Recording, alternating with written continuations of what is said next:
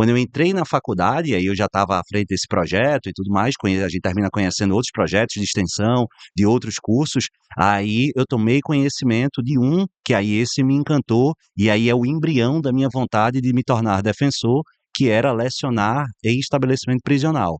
Que aí eu comecei a Caramba. dar aula de português e literatura, lógico, Uhum. com todo o cuidado e tal, em estabelecimento prisional. E aí eu fiquei aí mais ou menos uns 2 anos, e aí foi Isso algo você já estava na faculdade na de Direito. faculdade, isso aos 18, 19 anos, até os 20 anos ali, e ali foi que a mosquinha, digamos assim, da defensoria me alertou, porque eu comecei a me encantar cada vez mais por assistência jurídica e, sobretudo, pela área criminal, né? Então, até é interessante porque assim, você olhou pra defensoria antes de ser modinha, né? Porque assim, Completamente. lá em dois... Não, pô, ó, defensoria é uma carreira jovem, pô. Em 2000 não, não. Hoje todo mundo quer ser defensor. Assim, hoje, defensor, é uma carreira razoavelmente estruturada, não é tão estruturada quanto MP e tal, tem que correr atrás ainda.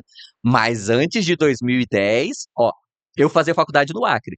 A Defensoria Pública do Acre, antes de 2010, cara, não tinha nada. Eu acho que eles não tinham nem prédio, eu acho que eles eram tipo salinha no TJ, assim, sabe? No fórum, sabe? A Defensoria Pública do Estado de Pernambuco, nessa época que eu tomei contato, ela tinha acabado de ter, se não me falha a memória, o primeiro concurso. Pois é. É o primeiro concurso. Então, assim, era algo. Então, eu, na verdade, eu comecei a conversar com defensores ali, mas meio sem saber do que se tratava uma defensoria. Mas eu associava aqueles profissionais que, infelizmente, eu não consigo me lembrar o nome, mas porque eles não participavam diretamente do projeto, mas eles eram entusiastas. E eu lembro, como se fosse hoje, uma reunião em que eles bateram o pé, mostraram que aquilo ali era importante e conseguiram uma salinha lá para a gente dar aula. Na época, eu lembro, no dia, a primeira vez que eu fui, acho que a sala estava mais lotada, né? Acho que eram 13 alunos, 13 Ah, massa. pessoas, e aí todo mundo feliz, porque tinha um quadro lá e ventiladores, tinham conseguido ventiladores, porque para usar o ventilador precisava colocar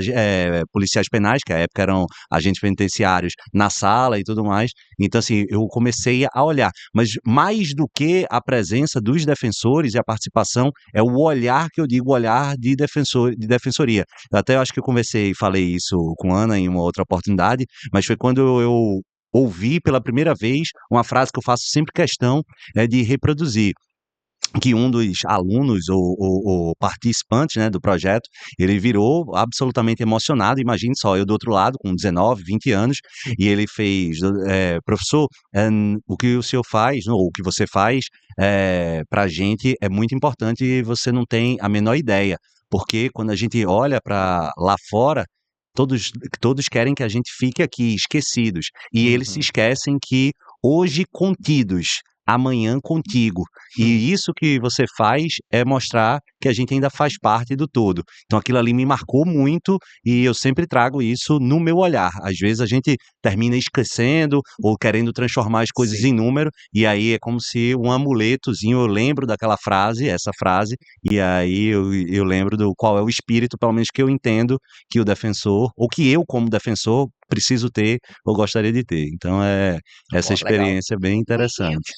Nada que te transforma, assim, como tá dentro do sistema penitenciário, né? Porque as pessoas falam, eu falava pro René e ele não acreditava em mim, ele falava, não é possível que você gostava, que você achava bom, porque realmente é transformador. Você tá num local horrível, insalubre, claro que a pessoa não tem um ventilador, mas que o seu trabalho é a coisa mais importante para aquela pessoa naquele momento. Sem você ali, você é a única ligação que ela tem com o mundo exterior, e quando você é defensor, é a única ligação que ela tem com os seus próprios direitos. Exatamente, exatamente. Agora, eu sempre falo, eu consigo entender quem não aguenta muito tempo ou quem tem ojeriza, porque a demanda emocional, a demanda psicológica é muito forte. Eu lembro quando eu passei, né, 2 anos no Acre e passei um período no Conselho Penitenciário.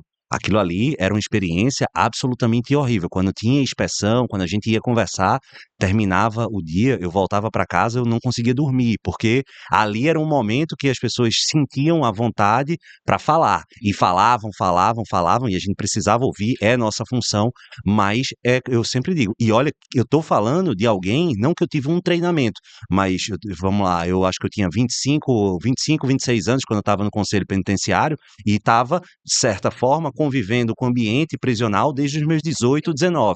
Então eu já tinha não um preparo, mas alguma experiência nesse campo.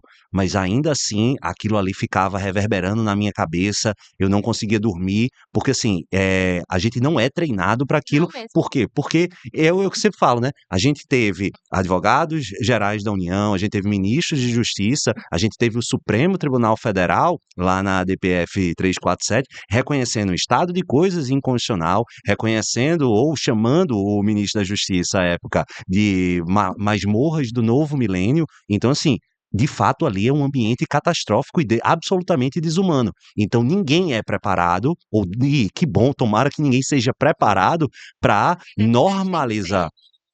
Exatamente, a gente tem que ser preparado para refutar e alterar aquilo ali. As pessoas, correto ou erradamente, mas se submetem a um devido processo legal para serem punidas, e beleza, dentro das regras do jogo, mas são tolhidas ou restritas à liberdade de locomoção, ponto.